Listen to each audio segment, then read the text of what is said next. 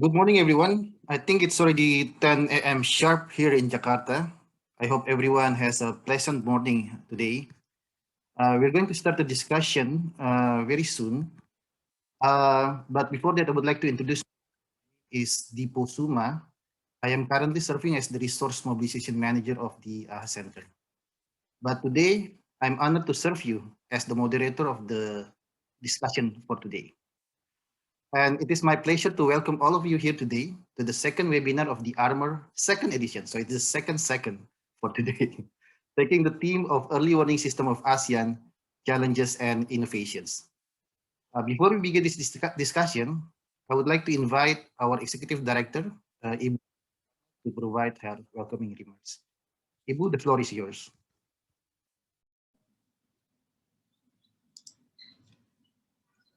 Thank you very much, Dipo. Good morning from Jakarta. Selamat pagi. Aloha. Sawadi. Greetings from the home of One ASEAN One Response. I hope that you all are well. Thank you for joining this second Armor webinar series of the second edition of Armor of the AHA Center. Armor stands for the ASEAN Risk Monitor and Disaster Management Review. It is a major publication of the AHA Center where we attempt to bridge science and decision making.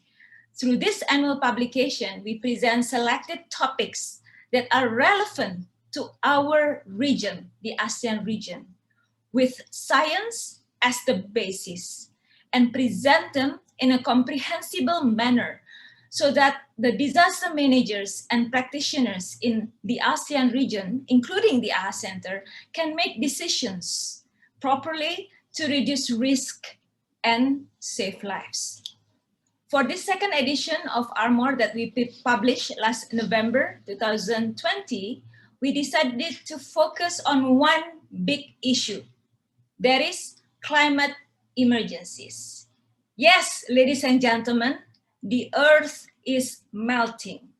So our publication highlights that time is running out and ASEAN family collectively must act now against climate emergencies. The AHA Center worked with 25 authors and together we produced 9 articles. 2 out of these 9 articles will be featured today, presented by the authors themselves with commentary analysis from 2 of our partners. One article written by our long-standing partner, Mr. Harlan Hale. Good morning, Harlan, from USAID, together with Professor Elizabeth Downs from the Emory University, talks about drought and when to sound the alarm. Based on AHA Center statistics, drought represents only 2% of the total disasters that AHA Center monitored since our establishment. So you may ask, why bother? Why should we talk about drought?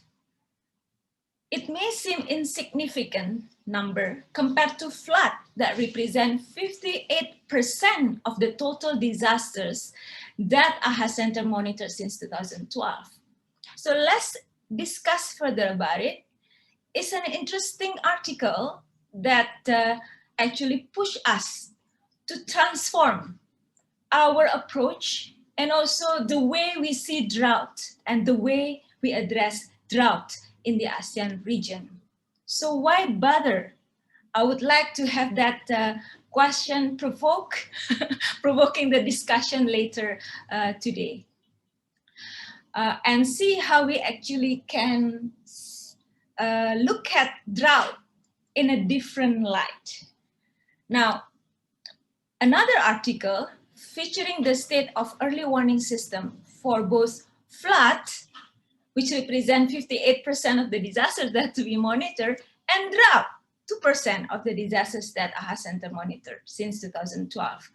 This second article was written by the 3 musketeers, Feroza Arsadita, our own training officer for the AHA Center Executive Program, Ms. Palida Puapun from the DPM Thailand, a graduate from the AHA Center Executive Program in 2019. And Mr. Justin Chin from NTU Singapore, who interned with the AHA Center Disaster Monitoring and Analysis Unit in 2019. Ladies and gentlemen, some of the AHA Center Executive Program participants who graduated from the previous batches joined Kun Palida, and I'm sure that they are showing their fullest support to Kun Palida, as well as Ferosa Arsadita, who's coordinating our training curriculum under the AHA Center Executive Program. But I must tell you that our AHA Center Executive Program is a busy program. It has a hectic schedule. So I don't know how they found the time to write an article for Armor utilizing information about flood and drought monitoring in all of the 10 ASEAN countries from the fellow AHA Center participants and graduates in 2019. So let's hear from them. We are very proud of the three of them, and found that it's not only a productive program, but also pushing them further to the limit. Then we have two commentators. Both are partners to the AHA Center and ASEAN. Aloha, Mr. Ray Sekordai, our friend from the AHA Center, Executive Director from the Hawaii-based Pacific Disaster Center. So Ray, I told Ray earlier this morning that Ray is a regular in AHA Center Stop. He was also a commentator for our first edition of Armor in 2018. And he also has provided insights to many of AHA Center's work, such as the ICT roadmap. The PDC's Disaster Aware has powered the AHA Center Disaster Monitoring and Response System, or DMRS. And PDC has also co-authored one of the articles in the second edition of Armor.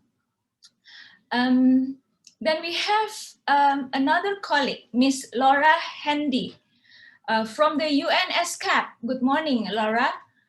And this UN institution, UNSCAP, has helped ASEAN region, ASEAN family in coming up with a comprehensive study on drought that led to the ASEAN Leaders Declaration on Drought.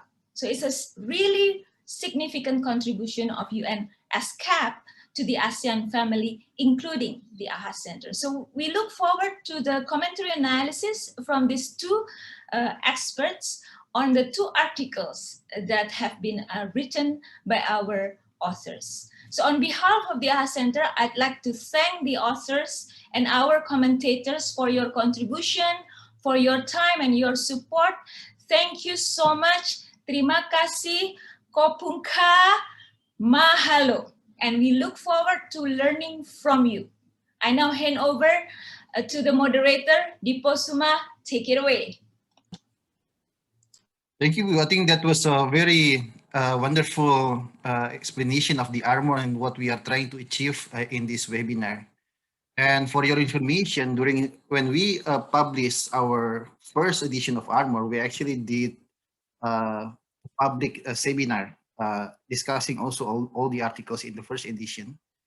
But since the pandemic happened last year, our plan to do the same thing for the second edition was basically thwarted. So we had to adjust, and we are doing now a different strategy by doing a series of webinar. As I already mentioned, this is the second one, but there's going to be the third and the fourth, and hopefully we can cover all the articles in the second edition before we publish the third edition. And this is also an information for you that we are going to publish the third edition, and we have released actually a call for paper for the third edition. And so before we begin the discussion, I would like to introduce to you the panelists today. And there's an old saying in Indonesia, tak kenal maka tak sayang. That means that if you don't know them, it's impossible to love them. And here we are today trying to love the panelists. So it's important for me to introduce them to you. So I just would like to ask for your patience. The first panelist, the first speaker will be Pak Harlan Hill, and Ibu Lina already mentioned that Pak Harlan is an old friend of the ASA Center, and he is currently serving as a regional advisor with the U.S. Agency for the USAID. I think you don't need to me to spell it out. A Bureau for Humanitarian Assistance based in Jakarta, Indonesia. Pak Harlan has designed and implemented disaster response and risk reduction program for natural disasters and conflict situations around the world, including in ASEAN and the Pacific. So we are honored to have you here, Pak Harlan. And Pak Harlan co-authored his article together with Professor Elizabeth Downs, who cannot be here, but I will read her profile anyway. Professor Elizabeth Downs, I hope I pronounce it correct, yeah, Pak Harlan. Teaches on global health and complex humanitarian emergencies at Emory University in Atlanta, Georgia. She has served as a consultant to the World Health Organization's Western Pacific region, the Carter Center, the U.S. Agency for International Development, CARE International, and the Fiji government.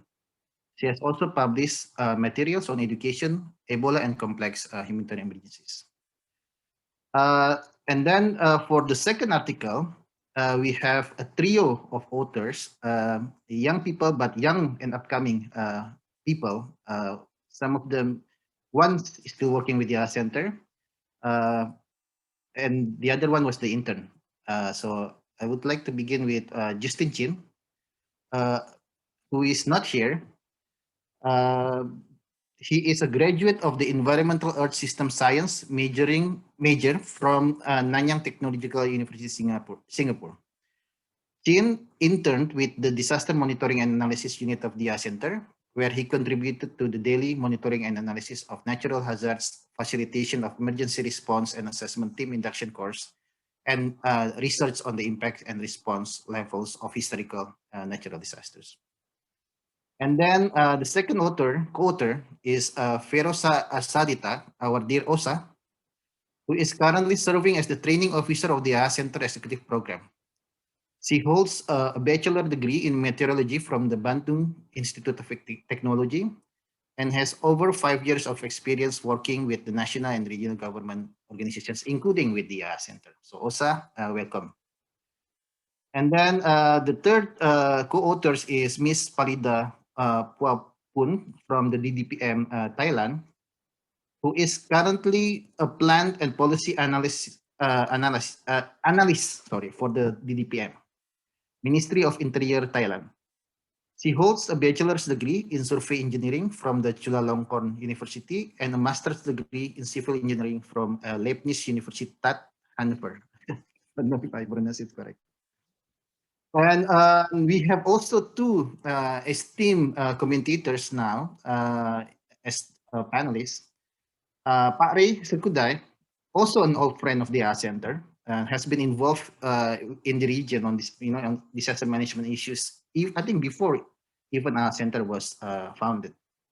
He is currently the executive director of the Pacific Disaster Center, an applied research center managed by the University of Hawaii, which is why we Aloha earlier. During his tenure at PDC, Sirkodai architected PDC's flagship disaster-aware risk intelligence platform on mobile apps and developed and oversaw strategies for PDC's expansion into the global hazard and risk reduction markets. And for your information, our DMRS tool, Disaster Monitoring and Response System tool in the Center was actually developed with the support from PDC. And then the second commentator is Miss Laura Handy from the UNSCAP. She is currently the disaster risk reduction expert from the United Nations Economic and Social Commission for Asia and the Pacific, the UNSCAP, where she focuses on researching and advocating for innovative policy solutions for mitigating disaster risk. Her work on drought risk management includes co-authoring the Ready for the Dry Years report, which provided the evidence base for the ASEAN Declaration on the Strengthening of Adaptation to Drought adopted last year. So UNSCAP was very instrumental in the adoption of the declaration. So there you go. We have all the panels introduced, and let's begin with the discussion. And I would like to begin with Pak Harlan with the question already posed by Bulina. And, and, and this is actually based on the data that we have in in our DMRS that we collected since 2012, where we noticed that the incident of drought was actually quite small. I just want to mention here the statistic is only 2.13% of the overall hazard occurrence within the period between 2012 to 2020. So why do you think drought issues is important? If the incidence is small, why do we need ASEAN as a whole need to pay attention to droughts? Thank you, All right, Paula. thank you very much for that opportunity, and I think it's a good opening question, because if the answer is, well, it's not important, then I can just go away right now, and you don't have to read my article. But I think two things. Counting the number of reported disasters is like trying to count apples, oranges, grapes, and pears. Each one is different. I think a drought, one, it tends to be wider in scope in terms of the area impacted, also the number of people impacted, and the duration of the event between when it occurred, when negative consequences manifest, and when you can declare it over and a return to pre-drought, what would be normal. That may take a whole change of, it may take 12 months in some places, it may take 18, it may take 6, depending on the extent of the drought and the intensity and duration. So I think just the absolute number of reported droughts is probably not as good a metric. Secondly, the reporting may also not be as rigorous as it is with other events, which have kind of definite beginnings and sort of bell ringing events, like an earthquake. Boom, you know it happened. It's measured. It's instrumented. You've got other, typhoon strike. You've got these kinds of rapid onset events that are easy to know when they start. But drought is something that is slow onset. It creeps up, and it may not, and it doesn't break things. It breaks livelihoods. It doesn't break, physical infrastructure. And so I think our ability to detect, to count, and to track drought may not be as strong in the ASEAN region as it is in other parts of the world. And, if you look at just one example, pretty much every year, there's a period of time across this region, and certainly across Java, when in Indonesia, when communities have to depend on water tankering. Is that normal? Would a community have, developed there to begin with if for 4 months out of the year they had no water? No, something has changed. Either the rainfall, the infiltration, or the water availability. Is that a drought? It's one form of drought, and it's addressed in a very expensive manner. Trucking water. It's not a cheap operation. But is that being recorded as a drought in the system? Probably not. Probably not uniformly. So I would say the extent of drought and the impact of drought is probably a lot larger than is widely recognized and known. Thank you. Thank you for that, Pahalan. And I get the feeling that it's actually connected to your article, especially the conclusion where you call for the shift from crisis management to a more risk-based management. So it's not just about responding to actual events, but to actually anticipate the potential impact. Can you explain a little bit more on this? Yes. Definitely droughts. We notice droughts. It hits the press. It hits the popular, kind of notice.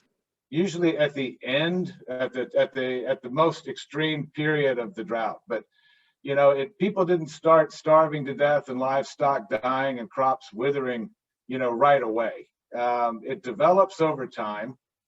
Drought is kind of like a recession. It's something that people can look at after the fact and say, oh yes, that was a drought. But there are different kinds of indicators of drought. There's leading indicators, and that's a lot of the weather information. Is it raining normally? Is it raining like it's supposed to?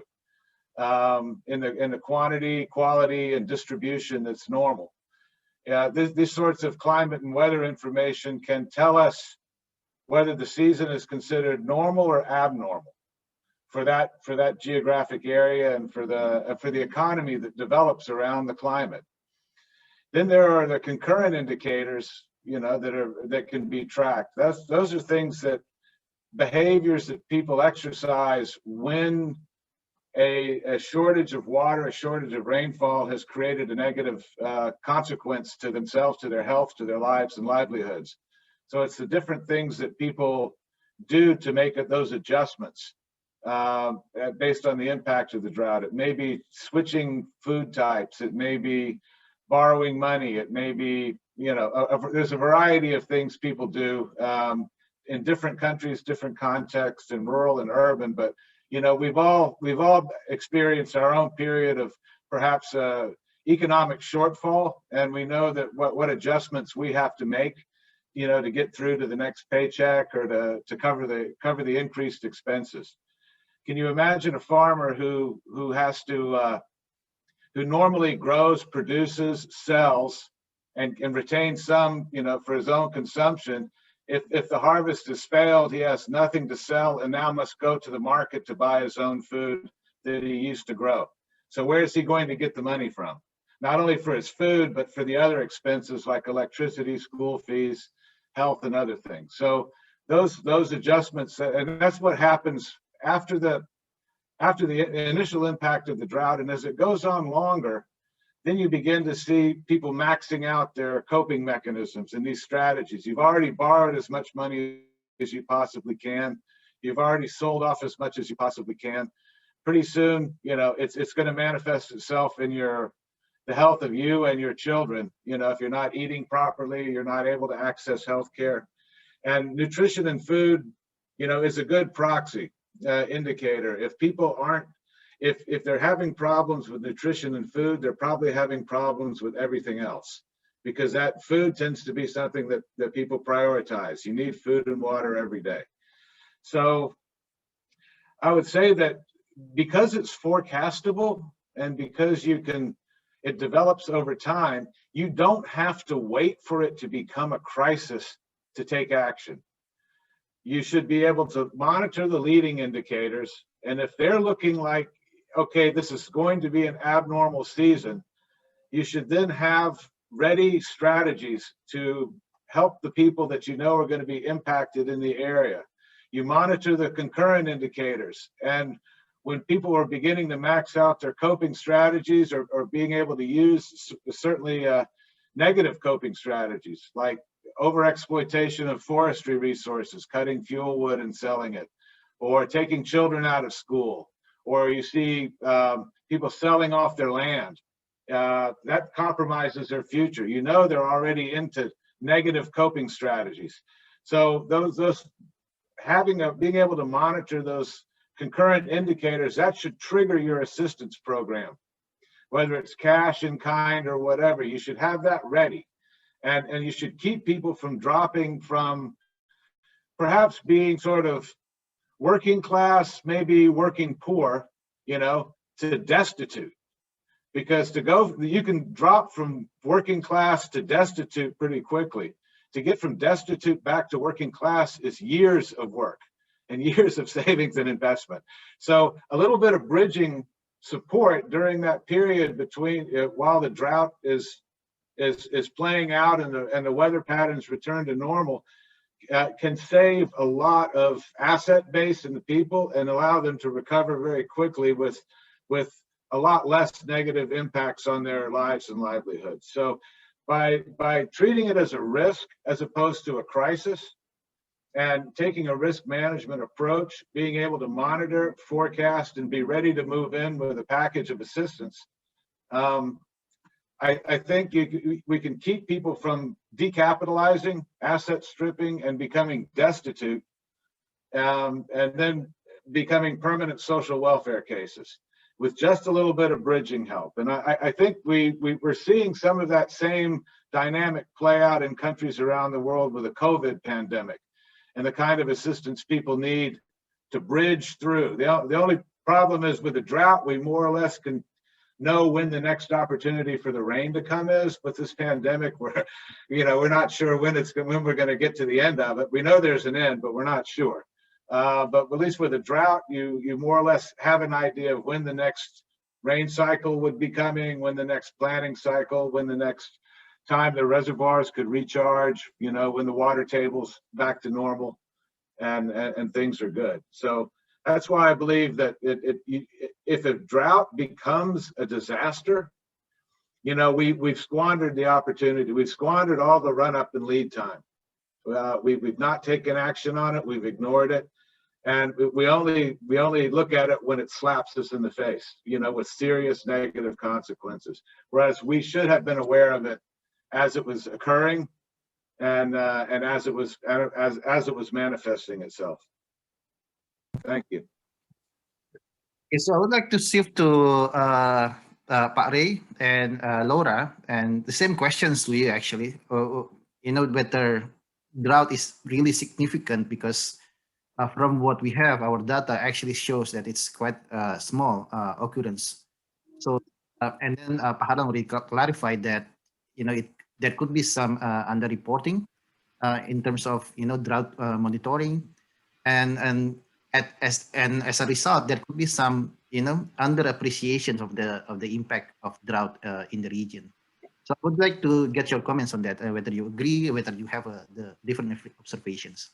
Maybe Pare starts from you. Thank you, and aloha, everyone.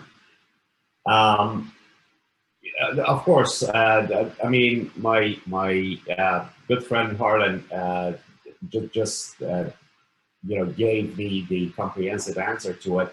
And in short, a lot of other hazards are instrumented, so you can actually count them accurately, but droughts are not, for the reasons that you mentioned.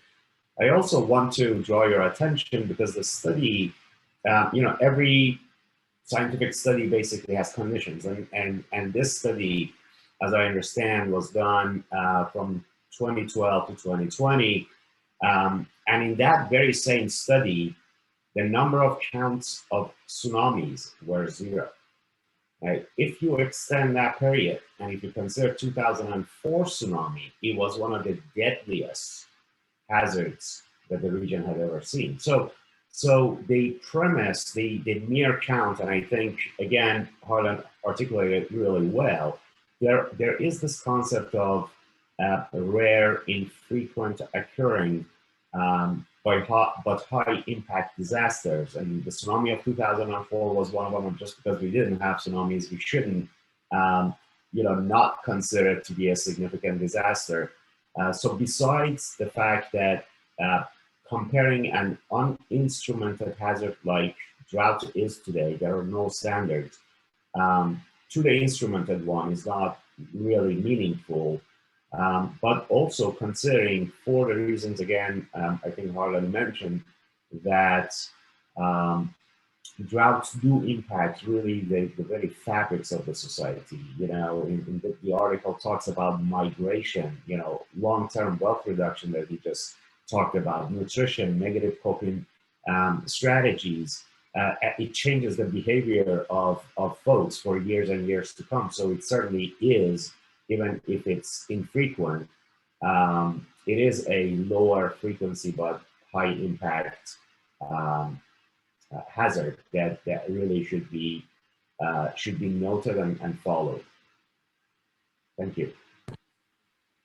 And over to you, Miss Laura. But I just also want to tie this drought incident with because the big theme of the edition is on climate emergencies. And how do you see drought in the future, especially in relations to potential increasing severity, frequency disasters caused by climate emergencies? Hi. Firstly, I think my overall answer to is drought significant is yes. And I agree with absolutely everything that's already been said. I just think I have, in terms of what I can add to the discussion, maybe some data points to back up what's already been discussed. So firstly, if we're looking at any hazard, including drought, we can't just look at the frequency of how often they're occurring. It's already been said that droughts are slow onset, they last much longer, and they can cover much wider geographical areas. So in the most recent edition of the Ready for the Dry Years report, which was mentioned at the beginning of the discussion today, we showed that over 70% of Southeast Asia's land area and over 325 million people were exposed to drought conditions during the peaks of two major drought events in 2015 to 16 and 2018 to 2020. So, I mean, the idea that we can compare that to, say, two localized flooding events and count both as two disasters is not sufficient. And then I think another point that we might not have had yet so far today is that we don't just need to look at the duration of the drought itself, but how long the impacts of that drought will last. So just because the rains have recovered doesn't mean that a household that's resorted to a negative coping strategy will bounce back on day one. So I think Harlan already said, but reaccumulating your savings, trying to account for lost school years, these take much longer. So we showed in the dry years report a couple of examples, and one that springs to mind was from Cambodia, where depleted fish stocks and livestock hadn't recovered in December 2016, even in parts of the country where the rains had recovered in July of that year. So this is like 6 months later, households still hadn't begun to recover. Yeah, so to summarize, it's not just the frequency, but the duration and the geographic extent and the persistence of the impacts. And I also wanted to pick up a bit about the economic impacts of drought and how these have been overlooked for a really long time. So in our Asia Pacific disaster report that we released in 2019, we showed that this pattern is consistent across the entire Asia Pacific region, and it's happened for a long time. So it's by all means not just an ASEAN problem. So for Southeast Asia specifically, we showed that if you add the agricultural losses due to drought, so that's only even the impacts in one sector, but if you add the agricultural losses due to drought into the total average annual loss due to any hazard type, the economic losses more than quadruple to $86.5 billion US. So the economic impacts of drought are something that they should be focused almost over any other hazard. And then taking the point even further, if we want to really understand the people impact of the economic losses, you need to look at who is being affected. So I think Harlan made a similar point, but if you have a smallholder farmer who's suffered a really significant disruption in their income, their assets, their food security, maybe their access to essential services, from even a small loss of productivity caused by a moderate drought, this economic loss might look small in relative terms, say if you compared it to an earthquake or a flood that destroyed really expensive infrastructure. But in terms of preventing people from falling into or being trapped into poverty, it's this moderate drought that would be far more significant. Could you repeat your second question? Sorry, I didn't quite catch. Well, I think I was asking about the potential of increasing drought occurrences in the future due to climate emergencies. So I think you already addressed that in your answers. Yeah, well, I mean, if we're looking at the significance of drought as a hazard, you don't just look at the hazard itself and how that's changing due to climate change, but you also need to look at the vulnerability and exposure. So changing demographics, population patterns, like the dependence on agricultural incomes. There's so many things that are all sort of coming together in a perfect storm, which mean that drought is really one of the most significant hazards to focus on in the future. Okay, Laura, for that, and I think it's also it's interesting to point out the article from Paharlan where he mentioned that different countries actually measures drought differently, and they have a different system to how to cope with drought. So if 10 ASEAN countries, they have all different systems in monitoring drought. What will be the role of regional organizations like ASEAN in terms of helping the member states to build an early warning system that can actually um, focus more on risk management rather than just responding to disasters? I don't know whether the question makes sense to you or not, but that's the role of the regional organization in helping member states to do that. Deepo, if I may, they're at the what is the ASEAN? Well, the ASEAN Climate Outlook Forum that occurs, chaired out of Singapore, I think, in the ASEAN Special Meteorological Commission. That's a very good start, and that provides kind of a intermediate term consensus forecast amongst all of the Met services and weather monitoring people. And I think that as a forum, can continue to work and expand and focus as well on drought, and look to see about coming up with a consensus view, on potential, and looking at different countries sort of models and systems and the way they're tracking and classifying drought, and perhaps hopefully eventually come up with a regional consensus and a best practice that can enhance everybody's ability to monitor drought. And I think in a lot of countries, drought, while the rainfall is monitored by the Met Service, the impact of drought tends to be monitored by the ministries of agriculture, maybe hydrology or some other form. So it's definitely an interministerial, interdisciplinary activity. And I think bringing more of the relevant players to the table as well across the ASEAN region in each member state, would go a long way to developing a common understanding and a common way to track, monitor, and address drought in the different countries. Thank you. And to you, Pak Ray, because you other early warning system in outside ASEAN, and we sometimes are too focused on what's happening inside ASEAN, but it is also important to learn from other regions. How do they, manage this issue? Because I understand from Laura that this is not just an ASEAN issue. This is actually a global issue. How to handle and respond to drought. Do you have any example that you can share us from other regions on early warning systems for drought? Sure, and actually, I think going back to your previous question as well, the very role that OHA Center can and a regional sort of organization can play is in fact to start with the definitions, right?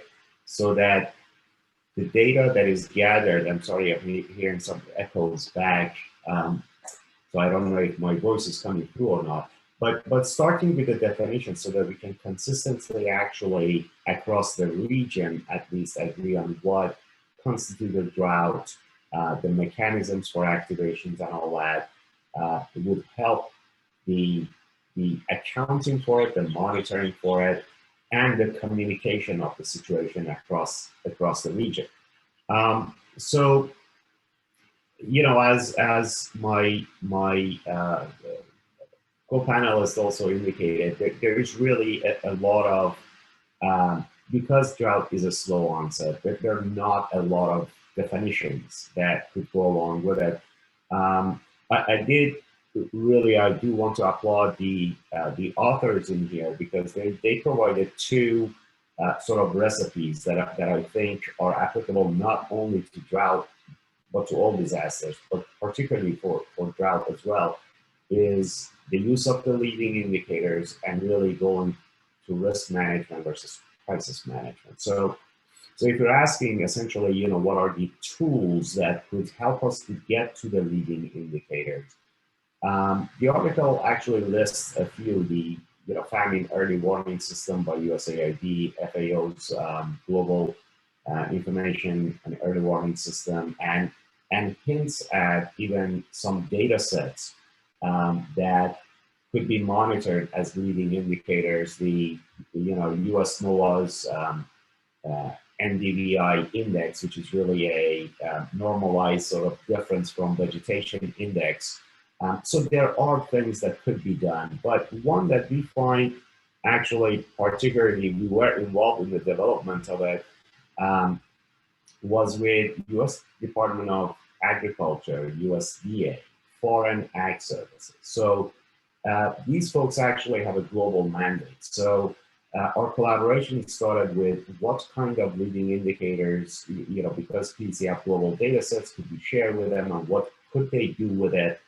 And really their effort was to try to anticipate and or estimate the agricultural damage for each of the disasters. So it was a perfect collaboration. They had a lot of their own data and know-how expertise, so to speak, for agricultural sort of impact assessment. And we had some of the hazard data and some of the observational data. So we started this, I believe it was in about 2016, and their system was released in I believe 2017.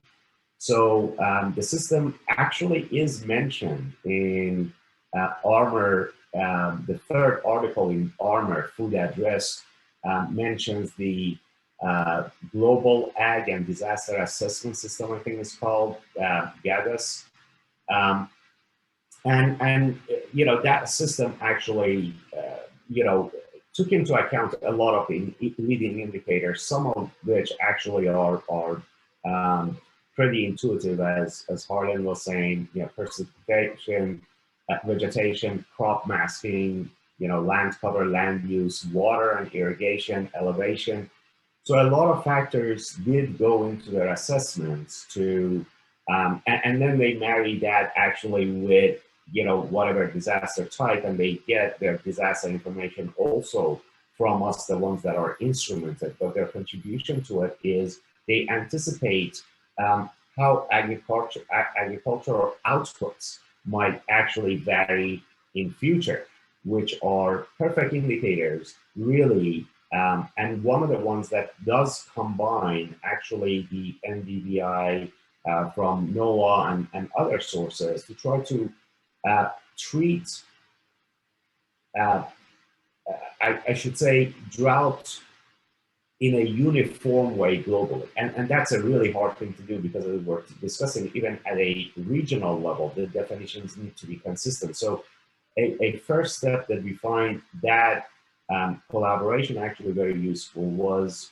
because it is beginning to uniformly across the world at least try to estimate via the agricultural outputs, if certain things might happen into the future. So we ourselves actually use that system, but it's not sufficient. We do have human monitoring, so literally folks that do check the various sites and some of these leading indicators, and then try to even search the news and find articles about it and put the two and two together to really get to a leading indicator rather than a concurrent one.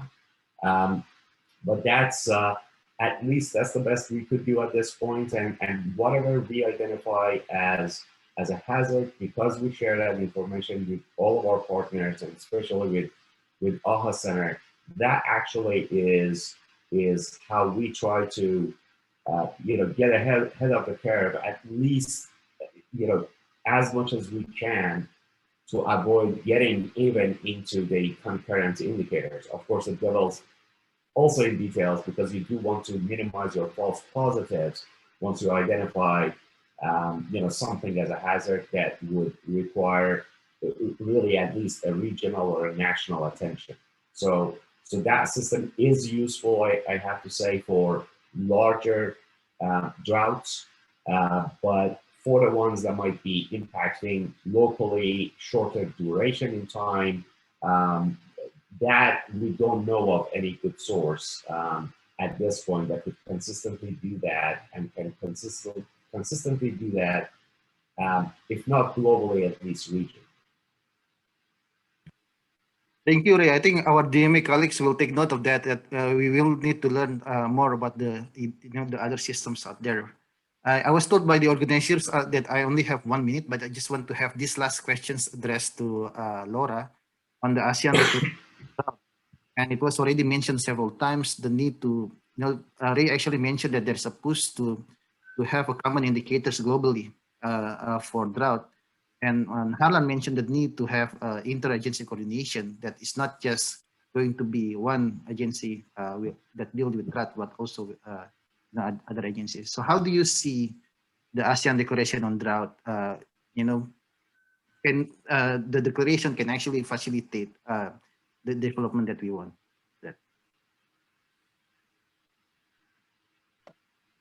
Cool. So for the declaration, I think first and foremost, the declaration has come sort of at the perfect time. So we've said drought is a slow onset and it's a cyclical hazard. And Southeast Asia has a severe drought roughly once every 5 years, and we've just sort of come out of one. So it's the right time now for this push, while we still have time to change before we have the next drought. And it's really encouraging to see that this opportunity has been taken, even in the midst of the COVID-19 pandemic and the other climate-related hazards that could come to the forefront more at the moment. So yeah, it's really good to see that all of the member states have come together and recognised this sense of urgency to enhance drought risk management. And now that we have the declaration, it's a tool to maintain this sense of urgency. I think also we really need to have the declaration now because of the scale of change that is needed. So the resolutions in the declaration are quite broad and exhaustive, and they're embracing a paradigm shift towards a more proactive drought management approach. So this will require a lot of changes across many sectors, ministries, different stakeholders, a great deal of investment in new technologies, and therefore the declaration is quite a powerful tool for generating all of the incentives and investment and the accountability that's needed to meet these challenges. And also, again, it's at the ASEAN-wide scale, so it's a powerful tool for encouraging a lot of international cooperation and for the regional specialised centres and the development partners to all come together and share their expertise and lessons learned. Just to clarify, when you mentioned the retroactive drought management approach, can you elaborate a little bit on that? Yeah, of course. So again, this is a global problem. It's not at all limited to the ASEAN region, but the traditional drought management approach has been pretty reactive. So coming in with response measures, recovery packages after it's already happened. But obviously as drought becomes more intense and more frequent, this is not going to be sufficient. So we need to shift our focus, our investment into much earlier interventions. So being proactive just means basically starting now. So we've just had a really severe drought across the whole of the ASEAN region. So investing now in building resilience before the next one comes along. So that's investing in agriculture so that it's less likely to have agricultural drought, having more preparedness measures, investing in the early warning systems, the monitoring, the forecasting, all of that.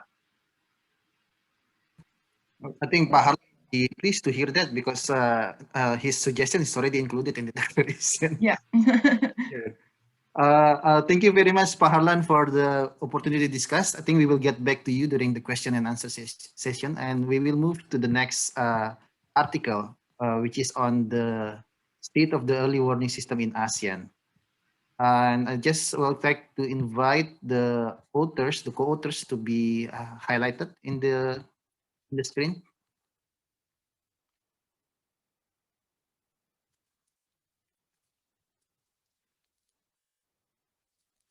Okay, so the second article is focusing on, this is actually a follow-up from a similar article that we published in the first edition. So we took the data from the no, not me, not we, but they took the data from the first article and then updated the data into the latest situation in ASEAN. So so we have three co-authors here. Justin is not here, but we have Ferosa and Miss Palida.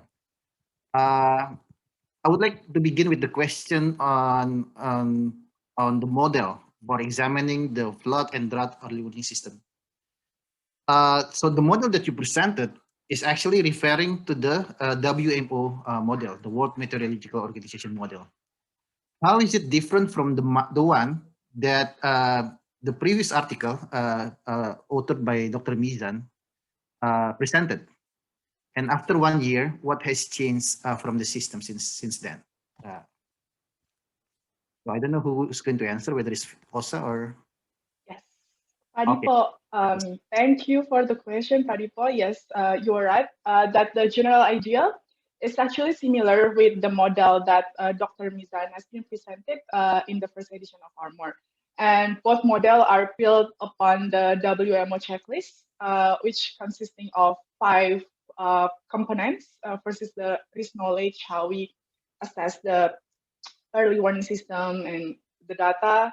And then second is on the monitoring, how we monitor the performance of our early warning system, and then dissemination, how this information can be disseminated to the targeted communities. And the fourth is the preparedness and response, how this early warning system can add to the operational of emergency response. And lastly, on the governance and legislation. What we mean with the governance here is the legally binding, a set of framework for the each component to link to each other. Here in our article, the model is presented as the background for us to reassess the state of early warning systems in the region, and also to highlight the most vital features in the context of ASEAN floods and droughts.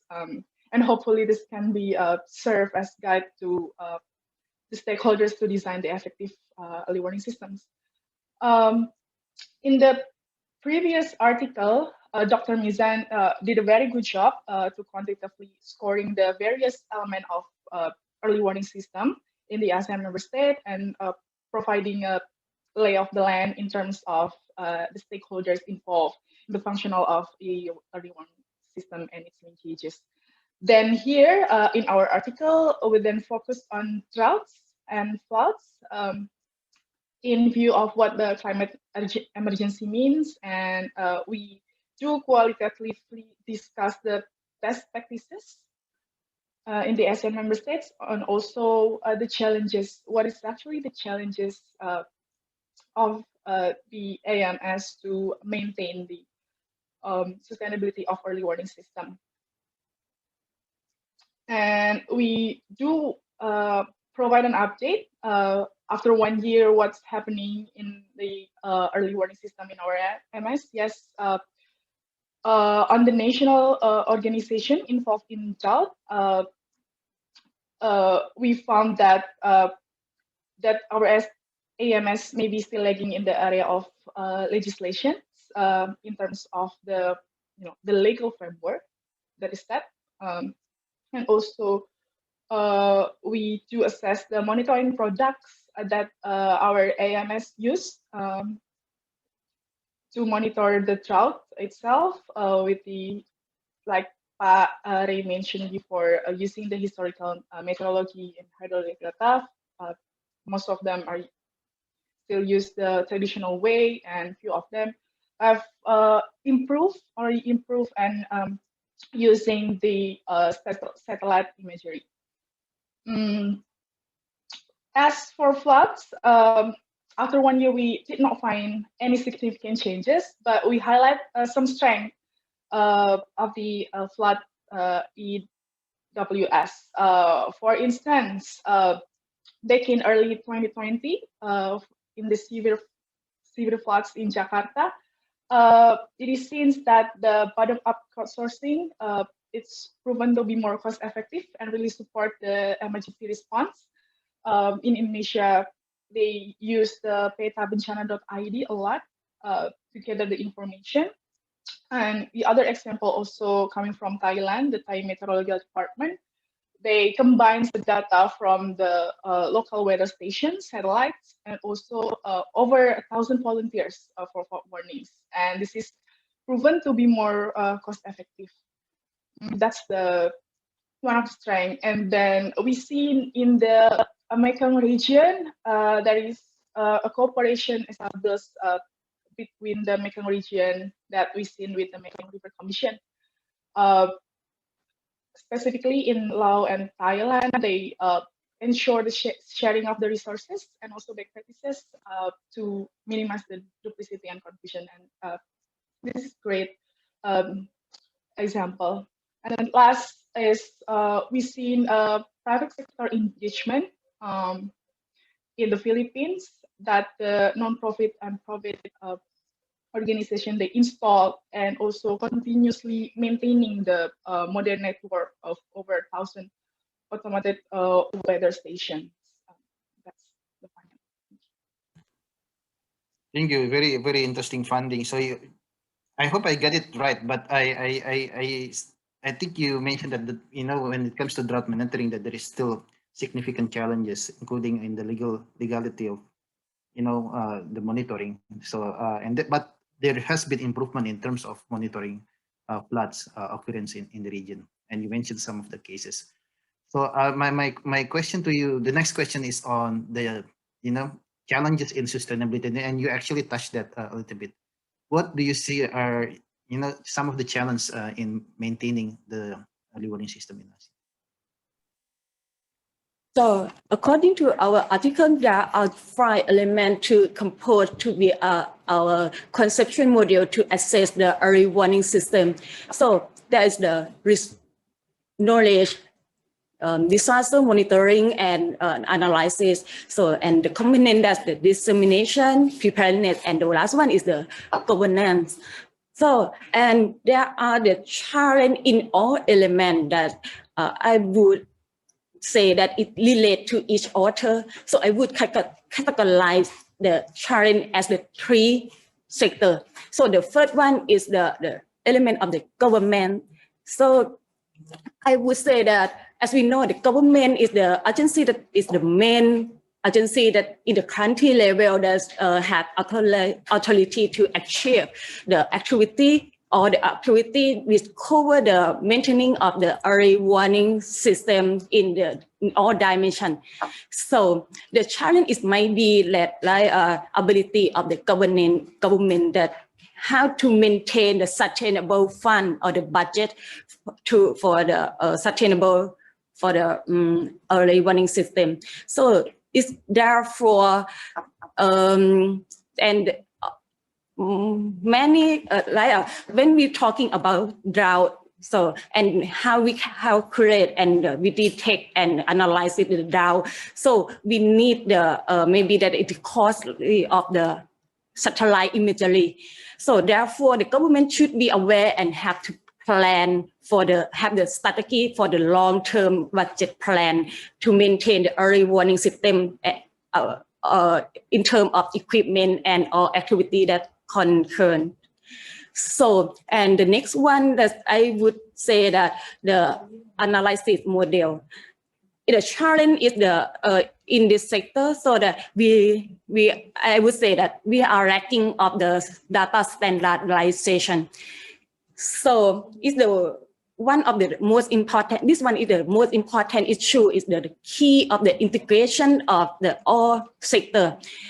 As you know, in terms of the disaster, many agencies may work together in and include in the disaster event, so such as the drought, so that is a widespread area. So there are many agencies may have the perspective in their own area. So integration of the work that the basic fundament is that we have to have the standardization or the sharing data platform.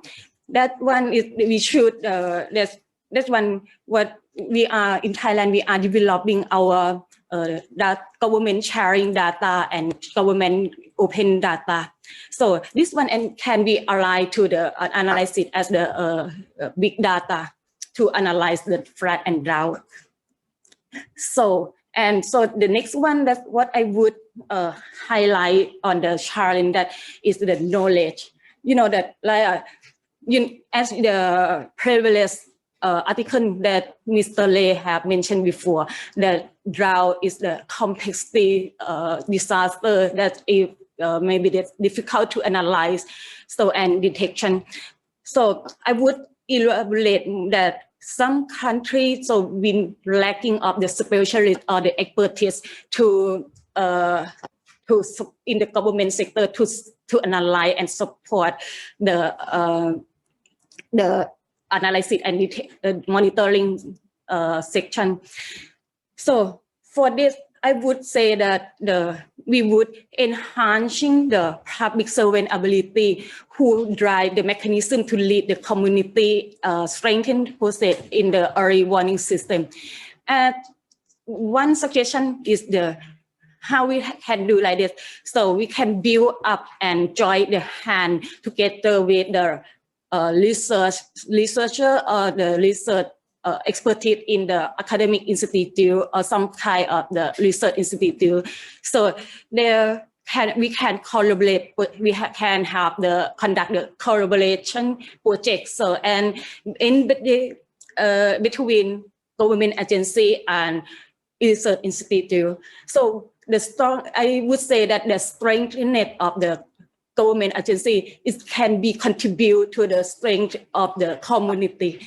So, and one more that the knowledge management, I would say that we child engagement with, we do the engagement program with community.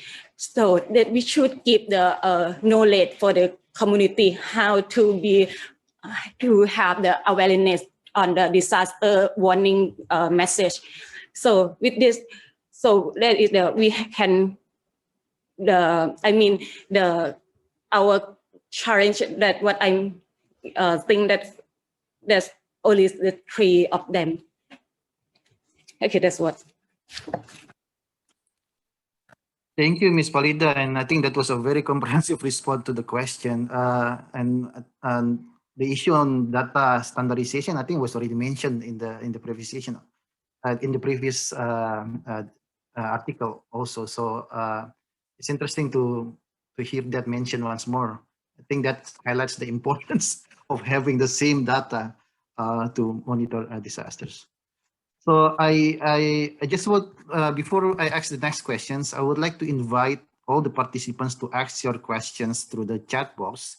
You have a Q&A chat box on your bottom screen.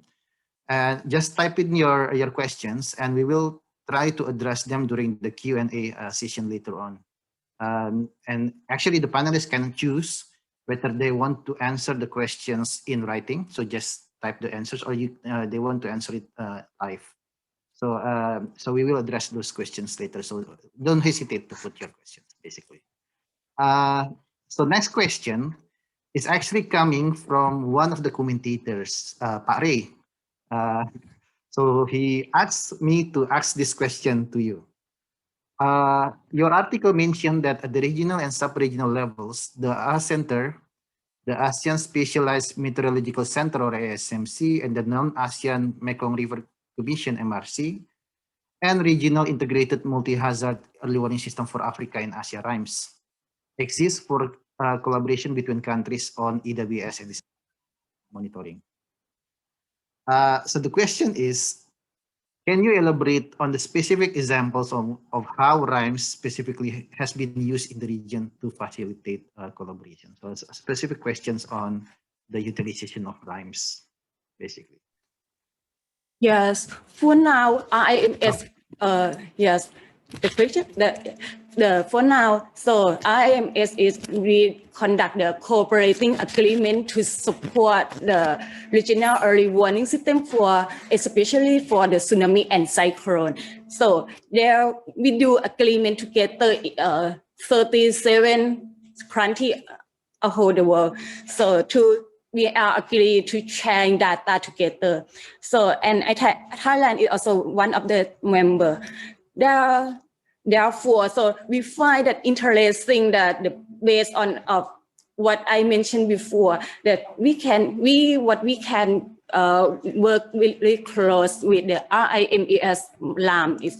So ASEAN and RAM should conduct and join the hand in the building of the data platform together. So that I mentioned before, disaster is the transparency boundary. So many agencies in many levels may work together, so that it will be better that like a disaster on the in the drought. So we have many kind of indicator, such as in Thailand we use NDVI and EDI indicator too, because we are focusing on the agriculture sector. So, and it will be no matter that how many indicator or how many organizations that work together. If we have the same standard and we can calculate in the same indicator, so that we can talk to each other that with the based on our data. So before we going to do anything, I would recommend that, so that we should set the goal for, at first, that what the data we should collect, and we develop the data at the same way, and with this, so we can know what kind of data we will utilize and put in the mathematical model to calculate the flood and drought. So with this, we can forecasting and project the disaster to the future. So we know that, so something like that we can know that what kind of data that we should develop together and sharing in the same platform. So this one that I would recommend that we can do very closely with the ASEAN and LAM in our region. Thank you. We take note of that recommendation of potential collaboration to enhance our early warning systems. So Ray, you will have the chance later to respond to that, yeah. But my question now is to the commentators, both Ray and Laura. The question is, if we refer to the ATMER, this is the ASEAN Agreement on Disaster Monitoring and Emergency Response, the development and implementation of the early warning system is mainly assigned to the ASEAN member state national authorities. So it's not assigned actually to the regional organizations.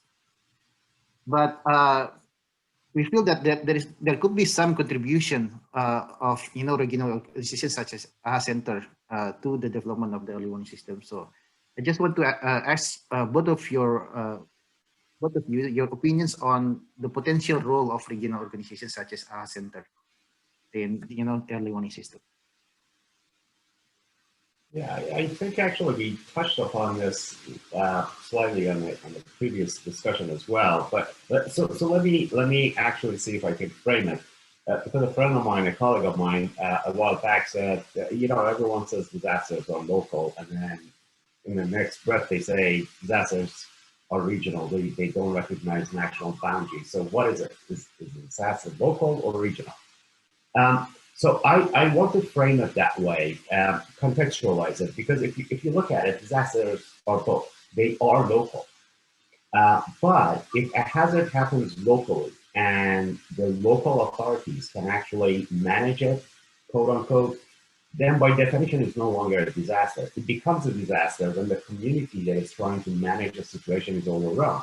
And that's why you see disasters really go from villages to townships to provinces to national and then regional and international.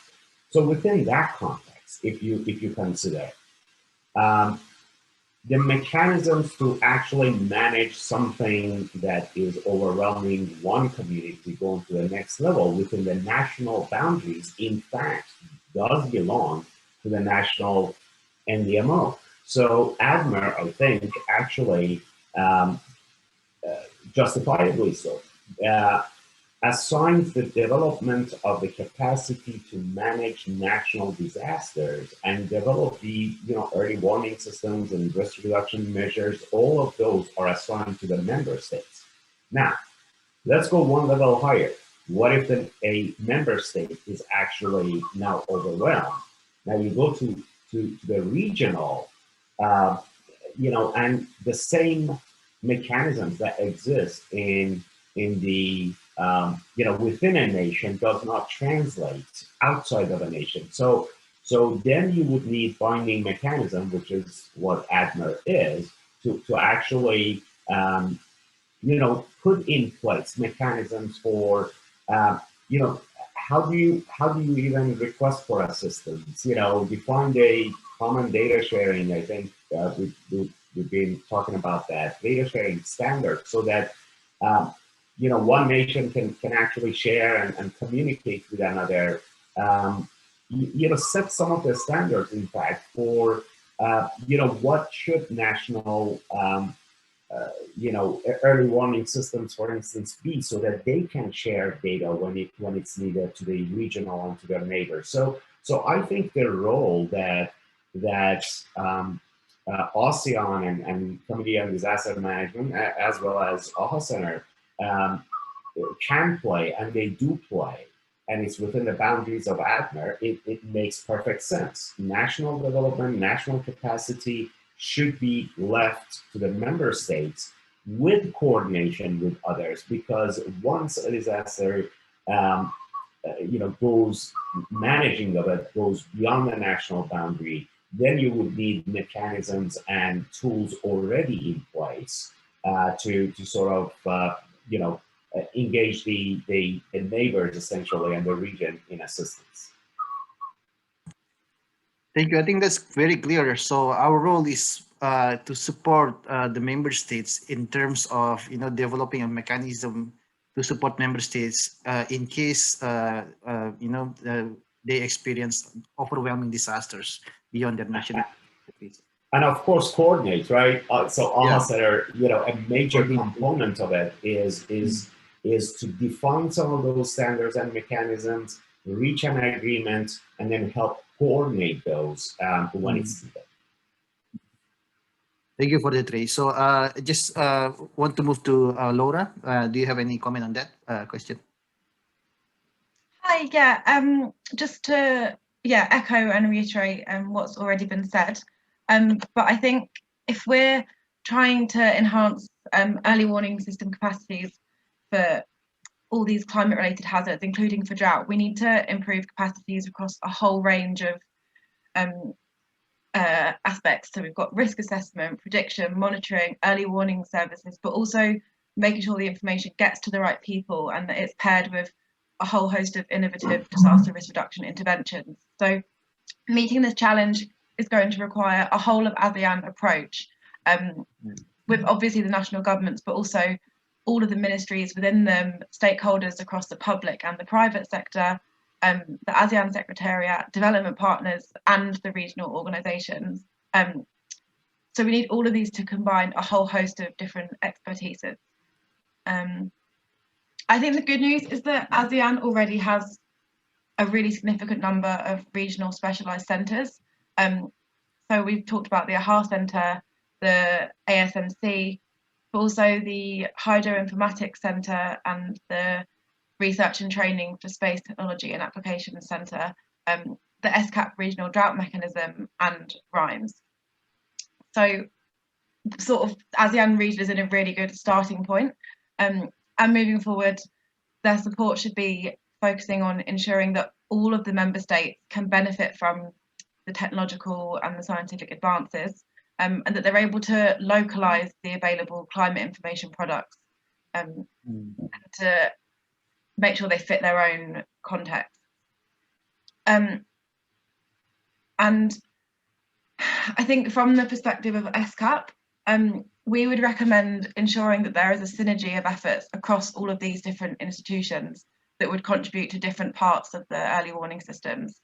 So ASEAN member states might want to consider designating one of the existing specialised centres to be in charge of this process, or establishing a consortium of all of the different centres to lead in providing this necessary support. And then also, just to pick up about the point on the strength of having an ADMA agreement, this is also why having the drought declaration is so important and so exciting for the ASEAN region.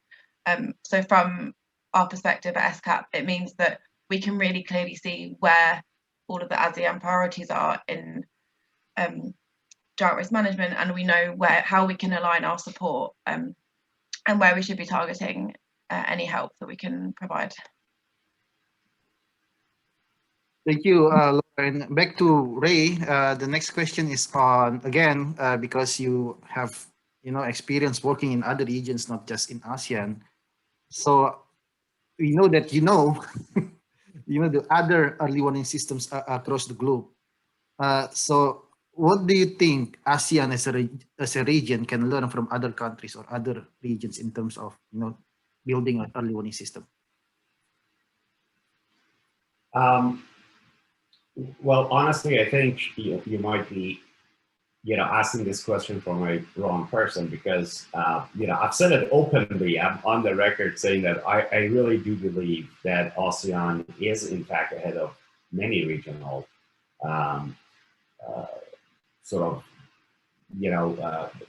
institutions. And, if you look at really the comparable ones, in terms of early warning and disaster risk assessment, even understanding the risk, if you look at the counterparts from Caribbean to, Latin and South America and all, even in South Asia, the concrete steps that ASEAN has taken, within the short, last really 20 years, less than that, even so, is leaps and bounds ahead. But in terms of what I think would merit a closer look, goes to the heart of actually what I think could Khalida mentioned as part of. So let me link your question first of all to the article. The article actually had figure 1. So at the core of the article had 4 subcomponents of early warning system, preparedness and response, risk knowledge, detection, monitoring, and dissemination, essentially as 4 circles. And at the core of it was governance. And with people, process, and hardware and software surrounding this. So governance is at the core, and then you have 4 subcomponents of the early warning system extending as an extension of the government or governance.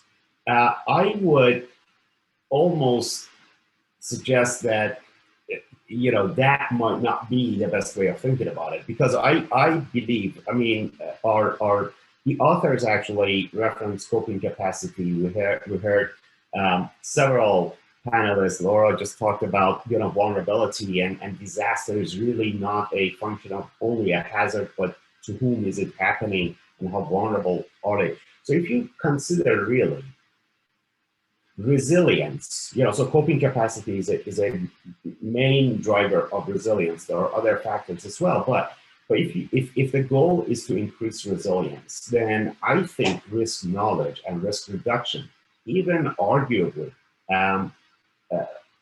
preparedness, should be part of the governance.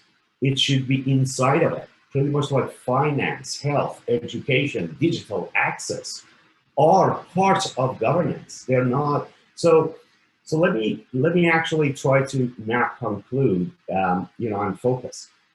what do, I think Harlan also made a reference to this as well, as well as other colleagues, what do slow onset and fast onset, fast occurring disasters have in common? I think in our community now, almost everyone, I don't know anyone who disagrees, everyone agrees that risk reduction and mitigation are far less costly than response. Even in terms of pandemic, if we reacted a little bit more quickly, the cost that we have to pay for years and years, would have been far less. Okay, so how can we actually do risk reduction really within that context? And if you think about it, I want to go back to resilience, coping capacity, vulnerability. How can you actually increase resilience of a society? Well, you build roads, you build hospitals, you deliver digital access so that last mile early warning can be disseminated. You will provide financing option. In some of the recent actually, disaster management or conferences, I've seen disaster managers talking about how can we provide microfinancing? Well, you shouldn't. We shouldn't, because disaster management essentially should not about building roads and hospitals. So I would almost suggest that we're better off if we recognize that knowledge of risk and risk reduction and some of the preparedness measures should really be incorporated as part of the governance, because what does the government do? They build roads, hospitals, educate our folks, deliver digital access, provide financing function. It really should be integrated within the entire government. So if we go back to that graph that I started with, I almost envision it as a pyramid where risk reduction, risk knowledge, and some of those measures are in fact part of the government, with some people, hardware and software around it, of course, and processes. And then what is really the focal point of squarely on the disaster management community are in fact detect and monitor an early warning system and disseminate that information.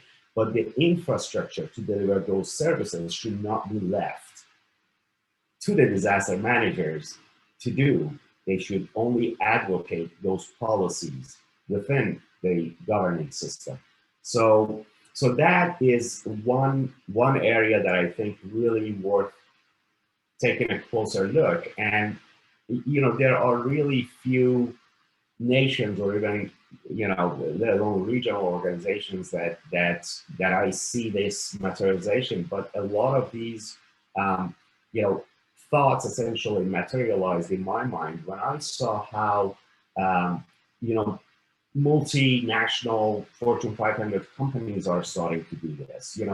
Their risk management officer is either senior executive vice president or a CXO sitting at the governing board to inform how to reduce risk in line with the very same subject, because the supply chain depends on it, and a lot of those businesses essentially deal with logistics as well. So that's one area that I think it's really at the forefront, and really there are several examples of it around more or less in various nations, Singapore, Indonesia, Philippines, Taiwan, Thailand to a certain degree are doing that. NCDR in Taiwan is one of the good models that I've seen that are more aggressively doing this. So there are examples where nations are doing it, but I would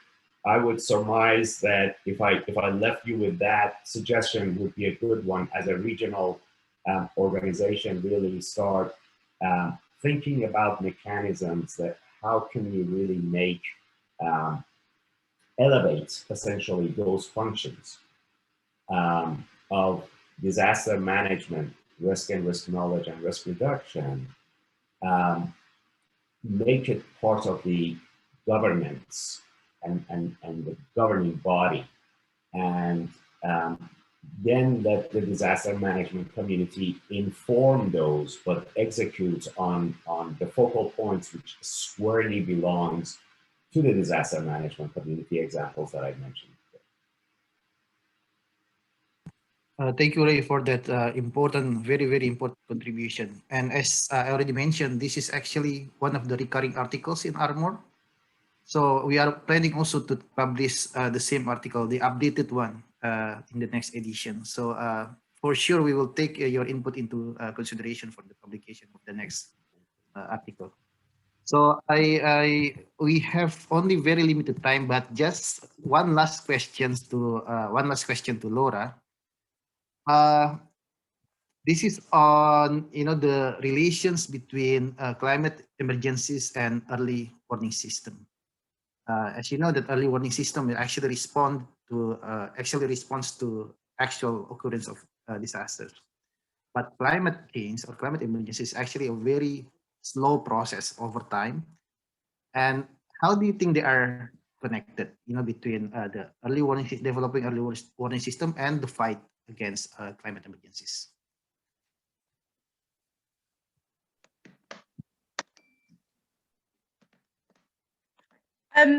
So I think if we're going to prepare for the climate emergency, we need to recognise that the riskscape is intensifying. And this means that no matter how much we invest in preventing hazards, we will inevitably still need to step up preparedness actions for all of the climate-related risks. So if we do have effective end-to-end multi-hazard early warning systems in place, and we pair these with emergency preparedness measures, such as evacuations and delivering humanitarian supplies, but also, crucially, even earlier disaster risk reduction interventions, such as forecast-based financing, cash transfers, and livelihood support, then our populations can still be more resilient and will recover faster from these successive hazard events which are coming with climate change.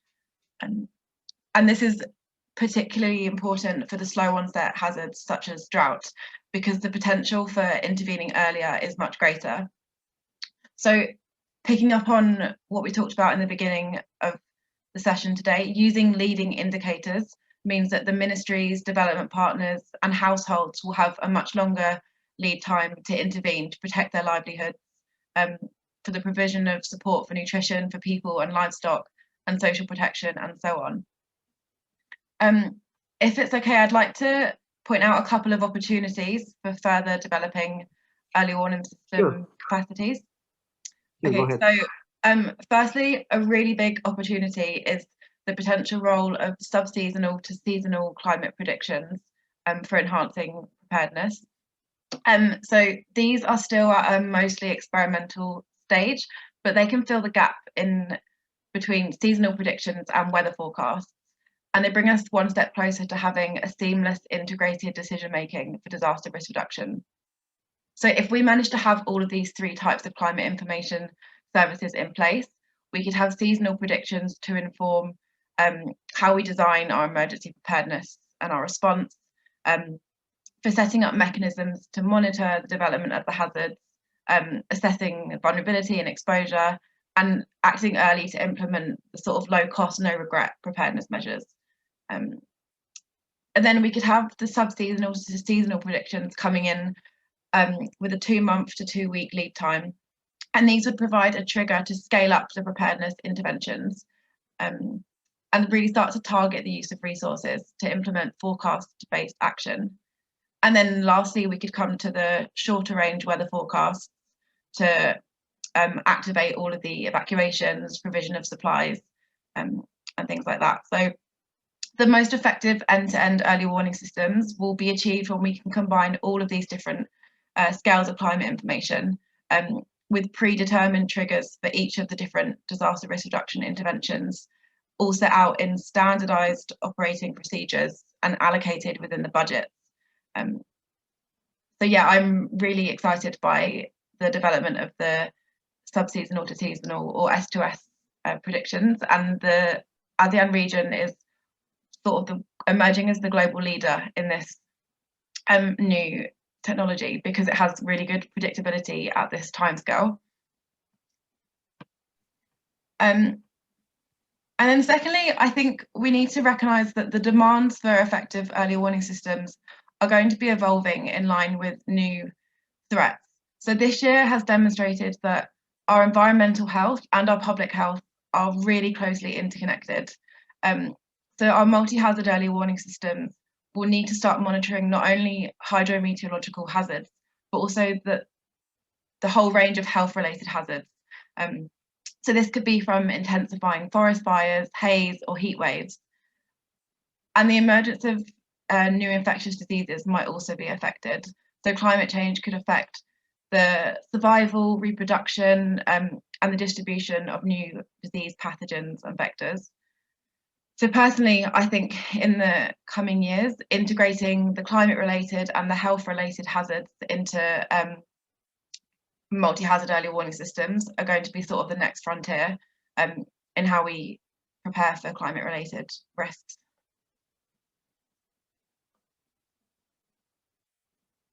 Thank you. Thank you, Laura, for that. And I just would like to use the opportunity to also promote our Arbor, because Laura already mentioned seasonal to sub-seasonal prediction. We actually have one article in this current edition of Armor on that. So please check out our second edition. I believe somebody already put the link on the chat box. So thank you everyone for the discussion. For now, we will move to the live poll.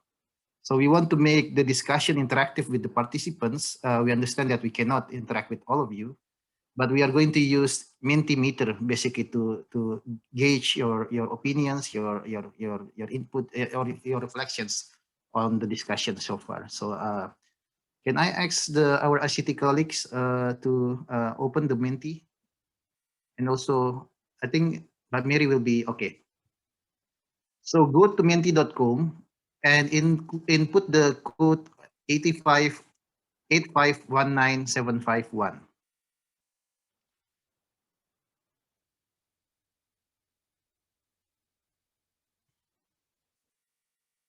And I think that some of the responses from you can actually be interesting to our panelists, and they actually want to hear from you what you think about the discussion. So please go to menti.com, and our RCT already put the link there.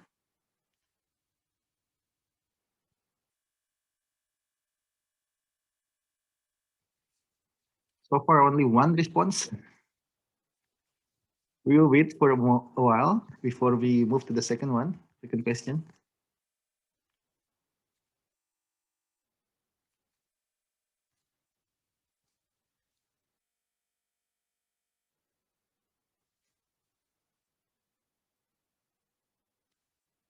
Okay, ramping up collaboration, shifting from crisis to risk management, how important it is to understand drought, scope for regional bodies to coordinate, especially in capacity building, and then advances in tech. Oh, they're all interesting.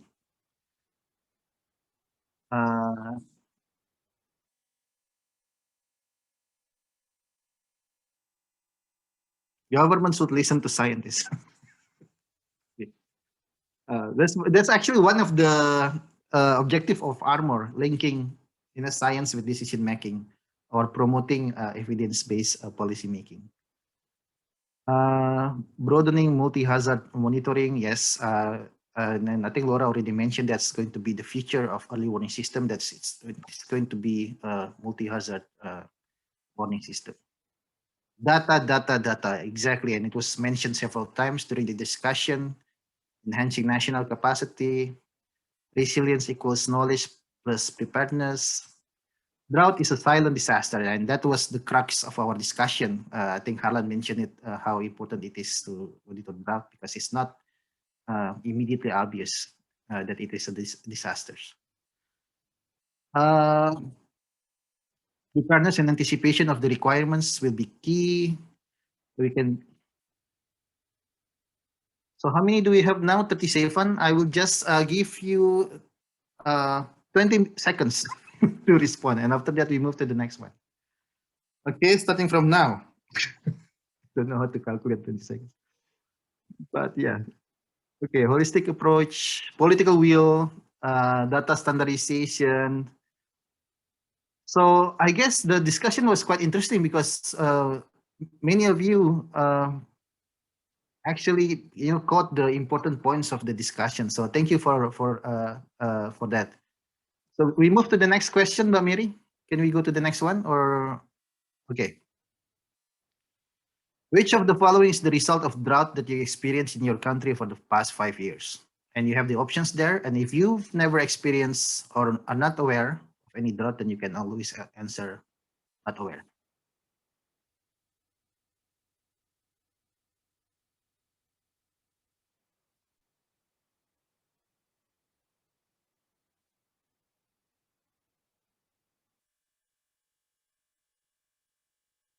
I think this one you can choose multiple answers, yeah, Carol, yeah, correct?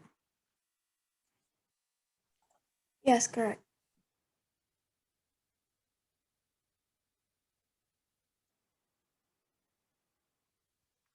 Water scarcity is one of the biggest, which is obvious. Drought means a lack of water. But there's also understanding on bigger impact on agriculture, socioeconomic disruption, and so on. A maximum 3 answers. Okay, you can only answer 3 maximum. Okay. So I'll give you a little bit more time, 10 seconds, I guess. Okay. Okay, let's move to the next question. Thank you for answering that. Please share one word or short phrase to describe your understanding of the EWS for flood and drought. So any word. It could be confusing, exciting. I don't want to make a leading answer here. Important. Yes. Whoa. Okay. Need time to act. That's correct. And Harlan mentioned that the move from crisis management to risk management actually gives a lead time for us to do something before the impact can actually be widespread. Easy to understand. Urgent. Alarm. Awareness. Okay.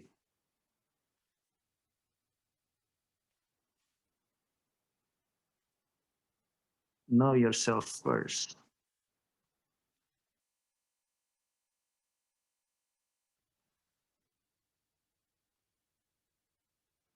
Government responsibility. Okay. Save lives, vulnerables. Okay, thank you for that. It's a very interesting response from you. And I just give you a little bit more time to react. Okay, I think that's it. Thank you everyone for responding to our live poll. And I think some of them are very interesting to our panelists. But now let's move on to the question and answer session. And in the chat box, we have a lot of questions already. And I think most of them are not addressed to specific persons. So we can just invite whoever wants to respond to the question in the question and answer chat box. First one is on, this is from Muhammad Arifin Abdul Ghaffar. This question is on the challenges of building and maintaining early warning system in country with political instability and state of emergency, and which is I think very related to the point that Ray was making on the function of government, how important it is. A lot of components under early warning system component is actually a component of governance. I don't know who can answer this, so I'll just leave it to the panel to respond. Whoever wants to answer first. I think Ray, you want to answer first? Well, I'll say, I mean, the challenges are going to be enormous, right? Because not only, stability essentially is the bedrock upon which you can build, because not only you will have continuity issues. Even if you build it, how do you know that its continuum is going to be sustained? But also, you know, really in order to do any part of it almost well, you would have to have collaboration and really, you know, so one area. Let me try to see if I can focus my my answer.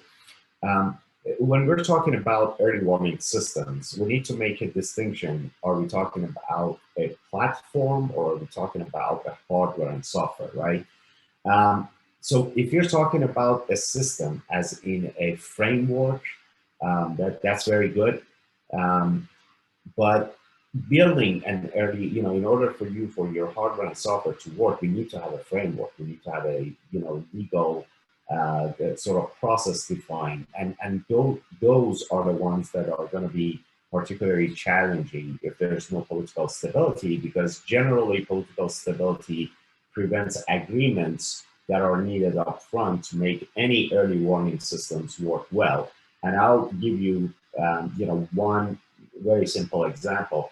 You know, even if you do receive, even if there's a government agency that does receive the early warning, you know, for a hazard, but doesn't have access or the authority to do that last mile, then, you know, the whole point is moot. So I think, you know, political stability is really necessary, you know, to do it well. You know, you could build components of it. I could also take almost the opposite approach and just say that there are components of it for which you don't need a technology. I mean, I have personally witnessed in some parts of the world where villagers had, you know, snakes, rattlesnakes, and if the rattlesnakes started making noise, they knew, you know, earthquake was likely. You know, so folks can really build the early warning system, you know, not only with hardware and software, how we traditionally thinking about it, but not having political, you know, stability, I think is going to be a tremendous challenge, not in the technical parts, but in the framework and process, and having it be impactful. I think those are the issues that are going to be at the core of it. Thank you for the answer, Ray. And I noticed that LA here says that he wants to answer this question also, LA. Do you still want to answer the question, LA? I will give you the floor for this. LA is our assistant director for disaster monitoring analysis. Okay, so not for now. Okay. So I also see a lot of friends of the Ascender attending, and some of them actually pose questions to the panelists. And the next one is coming from an old friend also from of the Ascender, Erwin Gabriel Lopez. Among the 10 ASEAN member states and 2 observer states, which 2 or 3 countries do you think are most at risk from drought? Is there a need to narrow down ASEAN's regional interventions to a more targeted transboundary approach among the most at-risk countries? I guess this is Karlan. Yes, I'd like to respond to that. Okay. I think the answer is all of them. All 10 are subject to, are at risk to drought. If you look at some countries like Myanmar, there's actually a part of the country that they call the dry zone. You know, so it's normally dry, and I would imagine that the impact of that periodically gets worse. If we look at the, you know, the whole Mekong watershed, you know, if there's an interruption in rainfall or a drop in water in the upper part of the watershed, that impacts, you know, multiple countries that depend on the Mekong and its tributaries for water access. Even a country like Singapore, which we've talked a lot about agriculture, but that's a high density residential area with a lot of people in one small area that needs water. So if there's a problem, and I know they do a lot to recycle and recover a lot of water, it's admirable, but they also get water from Malaysia. And if there's drought in Malaysia, you know, that how much water do they have to share with Singapore, and the impact of that could cause some tensions. Indonesia, parts of the country, again, high density areas. And when we look at especially an area that hasn't been looked at, I think, to the extent that it needs to, and so it could be a future piece of research for somebody enterprising here in ASEAN, is looking at the impact of drought in the urban environments. You know, we think about drought and its impact in the rural environments directly on agriculture, but there are impacts to the urban, urban environment. You know, one, it breaks, it may disrupt that rural to urban linkage for food supplies and things. Two, it may, rural people that are impacted may end up moving to the urban areas seeking work. That contributes to driving the labor wage down especially for unskilled laborers, as more people come into the city from the rural areas looking to earn a little daily money. As urban areas grow, the demand for water in that location, in that specific location, increases. So, if you look at, Greater Jakarta or Metro Manila, and the amount they have grown in the last 10, 20 years, whereas have the water resources available, grown at the same rate. And water being a resource that's multi-use, not just for farming, not just for drinking, but for industrial processes, a lot of times use water. There's transportation, energy generation. There's all sorts of things that water is used for. So totally the sort of water resource management within the ASEAN region, is critical, and drought is one of the risks, on the water supply. We got periods of high rainfall, and then there's periods of perhaps drought or low rainfall. During the high rainfall periods, are we capturing that water? Is it being allowed to percolate into the aquifer? Is it being stored in reservoirs, or is it just running off into the ocean, taking topsoil with it? During those dry periods, do we have stored water we can pull from? So I think the answer at the beginning is, I think all of ASEAN is at some degree of risk. And the widespread geographic nature of drought phenomena can impact multiple countries, simultaneously. I think I would recommend, if one is interested, to look back at the SADC region, Southern African Development Commission, the 91-92 drought response. Most people don't remember it. They don't really remember it because, one, it didn't create a major crisis. They moved in early. It was managed well together as an economic community. They looked at food supply regionally. They looked at transportation links, railroad links, ability to import and distribute needed staple food across the region that was having a very severe drought. It worked really well, coordinated at that SADC regional level, and again worked well enough to such a point that 6 months, a year later, I heard people say, "What was all that noise about drought and famine in Southern Africa? I didn't see anything bad happen." I said, "Good, that's what you want. That's successful." So there are some examples in the past of regional approaches, regional responses together. And I think for drought, something that, again, buys you lead time and allows you to get together and try to figure it out, that's important. I think one of the real impediments that we all have with it is something that was pointed out in a book called Famine Early Warning and Early Response, The Missing Link. It was by two researchers. Of the contributing factors of why early warning didn't lead to early response, one of the key ones was risk aversion, bureaucratic risk aversion. I think one one key problem in the politics of it is often the government decision makers who are bureaucrats like myself. Bureaucracies tend to be risk averse. We want a yes or no answer. Is it going to be a problem? Yes or no? Tell me so I can commit resources. But what most of the forecast and early warning is probabilistic. There's a 70% chance, an 80% chance, a 90%. Well, is it yes or no? No, I can't say that. I can tell you what the probability, the likelihood is.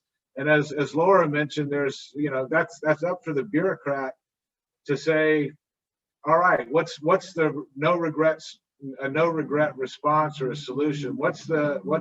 If I act now and it turns out the forecast was wrong, what's the consequence of not acting now and finding out the forecast was right, or not acting now and finding out the forecast was wrong? So which one has the biggest downside? But I think the scientific community needs to be able to explain probabilistic forecasting and models to the policymaker, government bureaucrat who makes the decision to act and commit resources. And often those two communities don't understand each other. And the politician wants the bureaucrat wants a simple yes or no. And the scientist knows that there's very little in this world that you can answer with a simple yes and no, especially when it comes to forecasting the future. So therein, I think, is a problem or an issue that needs to be addressed in all early warning systems and all probabilistic forecasts. Thank you. Thank you, Pak Harlan. I think there was a very interesting elaboration. And we take note of the studies that you mentioned, the response in South Africa, SADC, and hopefully we can find the resources online later. So the next question also coming from an old friend of the Center. This is Pedro Basabe from the Swiss Agency for Development and Cooperation. I noticed, Pak Pedro, that you raised your hand. Do you want to say a few words on your question before I ask Laura? Can we get Pedro's mic to open?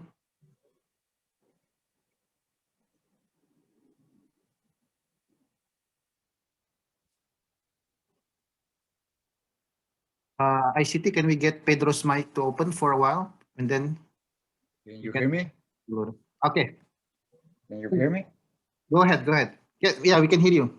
Okay, look, first of all, thank you to Idia Delina, the authors of the articles, and yourself for the substantive workshop on drought risk reduction. Is a very important subject, and we as DC we are very pleased to contribute. By the way, I'm sending an email to you and Idia Delina as well on previous publications on this when I was with the UN. Anyway, my question is to Laura.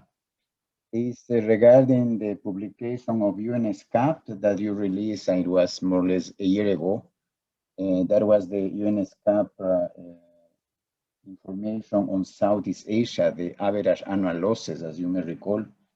It is, and you have a graphic in which informs about the losses that amounts for $86.5 billion, in which drought represents 60%. And all of this is based on a probabilistic risk assessment. And so we wanted to, if you can elaborate more, the methodology that you have used to get these figures, the database that you had, because there is an enormous shift. And by the way, as Aja also mentioned, if it is real, it is something that needs to be considered very, very much now as part also of the ASEAN Declaration on Drought. Laura, can you explain a little bit more about the methodology used to get these figures? Hi, thank you for your question. I think I will explain the best I can to my knowledge of it, and then if I still haven't answered to your satisfaction, I can follow up with some colleagues and get some more information for you.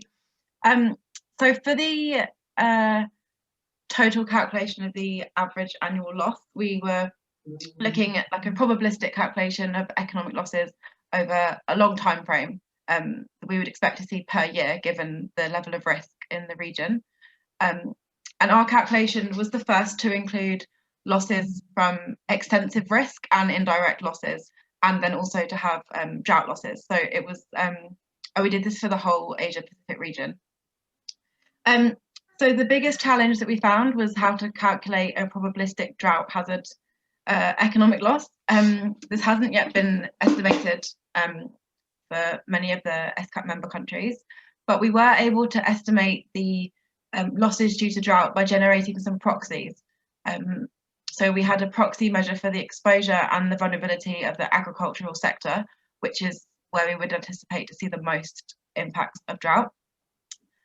So for the exposure, we looked at the agricultural GDP as a proportion of the total GDP of each country to see how dependent the entire economy would be on the agricultural sector. And then for the vulnerability, we looked at a range of measures which included the proportion of the rural population, the rate of rural poverty and agricultural employment to get a measure of how many people are dependent on the agricultural economy. And then we looked at the occurrence of drought and we combined all of these to determine the potential losses we would expect to see each year. So for Southeast Asia, the total agricultural losses, as you said, were about 60% of the total of 86.5 billion. So this came out at 52 billion US dollars. And this is compared to the next highest, which was approximately 19.5 billion for floods. So obviously droughts came out as a really significant issue in terms of the economic impact. I'm not sure if I've totally answered your question on the methodology, but just for yourself and the other listeners, I thought I could highlight a couple of the other interesting findings on the agricultural drought AEL, the average annual loss. So this came out as much higher for the Southeast Asian countries as a whole compared to the Asia Pacific region as a whole, because of the importance of agriculture to the economy. And there was also really significant variation between the ASEAN countries. So as a proportion of the GDP, the average annual loss just for agricultural drought was as high as around 5.5% in countries like Cambodia and Lao People's Democratic Republic, but then it went to under 1% in Brunei and Singapore. So again, this is a problem that's very varied across the whole Asia Pacific region and then within Southeast Asia. Thank you very much, Laura. It was very useful, and by the way, if there is anything written regarding this methodology, that will be very important for everyone, I think, in particular for ASEAN EAHA. And yeah, so the, sorry. Just a complementary question, will you be also informing in the, because you release this annually at this report, right? So the Asia Pacific Disaster Report we release every 2 years. Okay. So the last one with this information in was in 2019, and the next one will be in 2021, towards the end of the year. We also have, if anybody wants any further information, we have sub-regional versions of the report online on our website. So there's the Southeast Asia one, and there's one for the other for ESCAP sub-regions. And then included as well on that website is the annex. And it's the annex that has the information that I was talking about just now. Okay, so and we assume you will be also monitoring this this type of average annual losses for the next report next year. So that will be interesting also to know more about all this process, because that it is a huge shift. It is the figures that gets confirmed, by the way, next year. It is something extremely important for the Southeast Asian countries and also other countries in the world. Thank you very much, Laura. Thank you. I'm not so sure if we are definitely using average annual loss in the next one, but I can discuss it definitely with my colleagues who are working on the report. So Laura, I think for the benefit of the participants, you can also put down links in the chat box. Where can we find reports so everyone can download it? Thank you. Okay, so we move on to the next one, and I think we have very limited time, but I would like to group these questions because some of them can be quite similar. For example, this one from Sam Acosta. advice on best practices in terms of technology for early warning system. And I see that there's also almost a similar question from Lee Gregory Palik. Which ASEAN member states provide the best EWS system that other states can emulate? So we have quite similar question, and there's also a question on drought response and vis-a-vis, because I think our discussion so far still focused on how to respond, but we don't discuss how to prevent drought. Is this something that is realistic in ASEAN, or do we need to create a mechanism where we can actually tackle or prevent the effect of drought? So I will just throw this question to the panels, and whoever wants to answer the question, go ahead. Yeah, this is Harlan. Preventing the impact, preventing a drought, difficult, preventing the negative impact of a drought, possible. Its impact on people and the society. There are what they call climate smart agriculture techniques that are promoted. There are varieties of crops that are being bred and selectively crossbred for drought tolerance. There's drought tolerant varieties of rice that are developed in Erie in the Philippines, as well as saline tolerant varieties of rice, that are good for sort of coastal and where there's sort of sea level rise. There's SRI techniques for growing rice that give it a better chance and with climate variability. There's non-irrigated conservation farming for corn and for other sorts of grains. So there's ways on the agricultural front to prevent the impact of drought on agriculture. There's ways on the watershed management, to capture as much rainwater as possible, allow it to percolate into the aquifer, replanting and doing things like that to harvest a bit more rainwater and not let it just again flow out into the ocean to the extent possible, but to capture as much. So yes, there are ways to prevent the negative impact of drought, at the physical lack of water level. And then the other way to prevent the negative impact of drought is to have, again, to be able to move in early with a set, designed, ready package of assistance. And in many cases, that's cash assistance. It's not necessarily you needing to deliver food to people. It's just that they don't have, the drought's impacted their purchasing power and they don't have the ability to buy what they need anymore. So same kind of expanded social safety net that can prevent the impact of drought on populations. Over. Thank you, Pa Harlan. And maybe Ray, you want to say something about this also? So let me very briefly, actually, in terms of the questions about the early warning systems and what are the best practices and technologies. Let me give a couple of really quick brief answers to them. One, please make sure that you have a concept of operation defined before you talk about technology. The technology part of this is not as difficult to try to build one once there is a concept of operation. I would say, secondly, define what do you mean by early warning system first, because it's data. Data is the input, and the system is the delivery mechanism. So, think of it as if you have a Rolls Royce, if you have whatever car you like, but you don't have fuel to run it, then it's meaningless. So before we can talk about the technologies, and there are varying aspects of a technology, cloud computing now actually provides scalable sort of alternatives to in-house development and all of that. But technology aspect of this is much easier to address.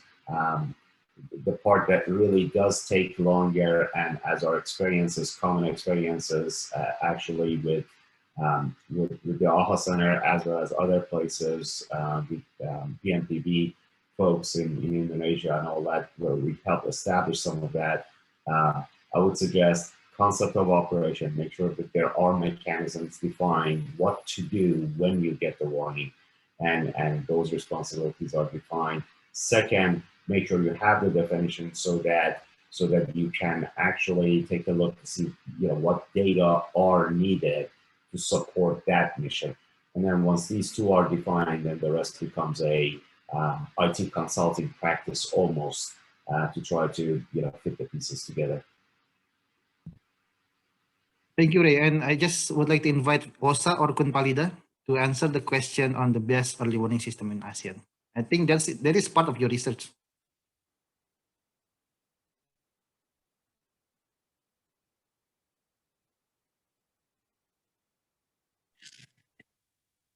So for the early warning system, so in Thailand, so we have so that we monitoring the drought through the satellite imagery. So we have the GISDA agency, space agency that would be provide the satellite imagery for our country and our whole ASEAN region. So for that, I would more elaborate that we have the list of the flood on maybe in the Vietnam, Cambodia, and Thailand that we have more. With the location, our location is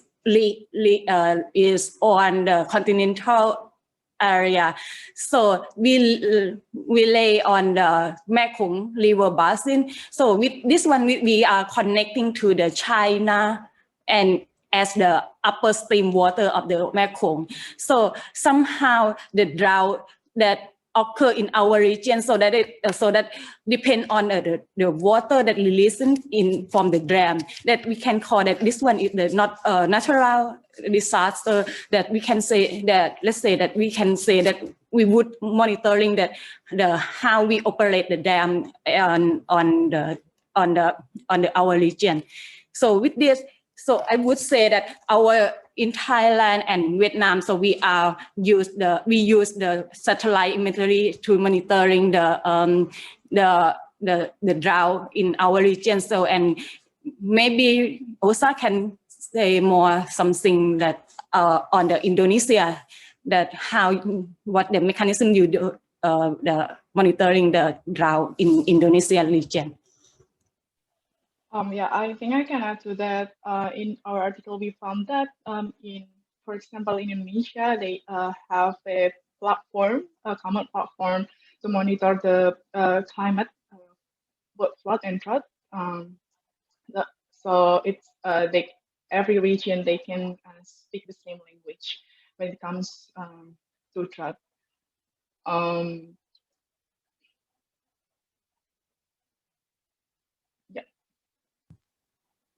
Okay, Osa, thank you for that. So I think we are out of time, and I'm sorry that I cannot address many questions here. There are questions that one I think is quite interesting. It's about potential support from.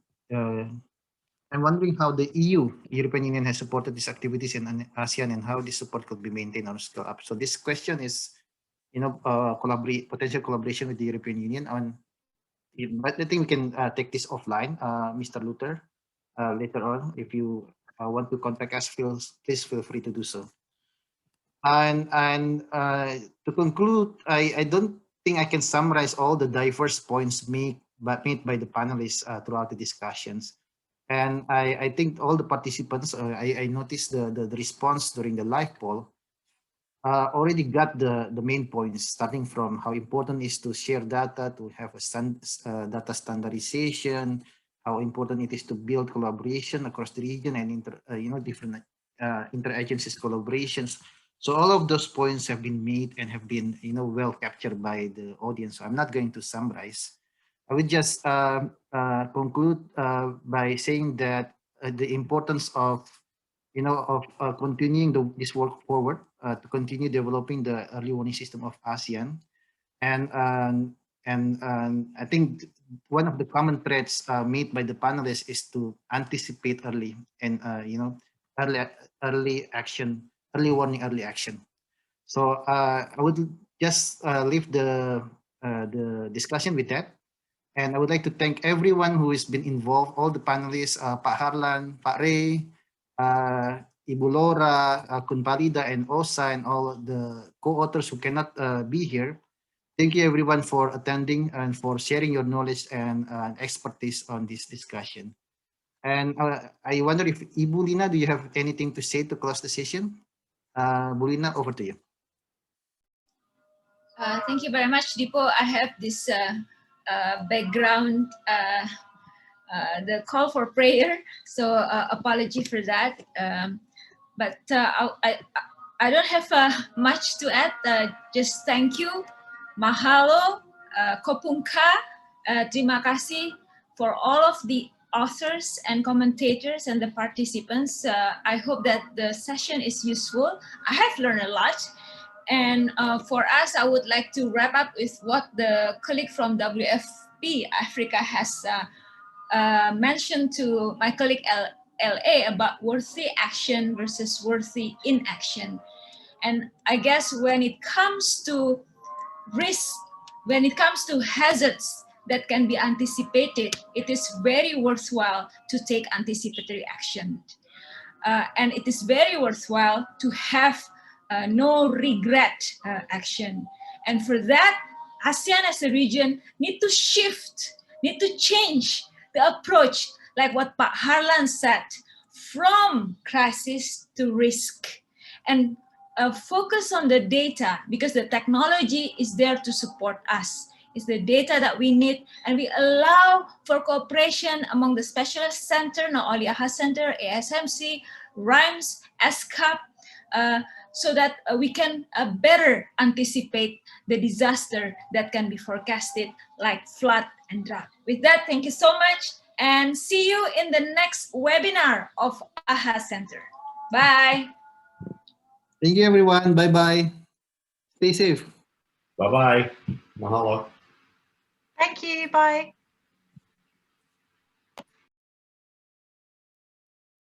Thank you. Bye.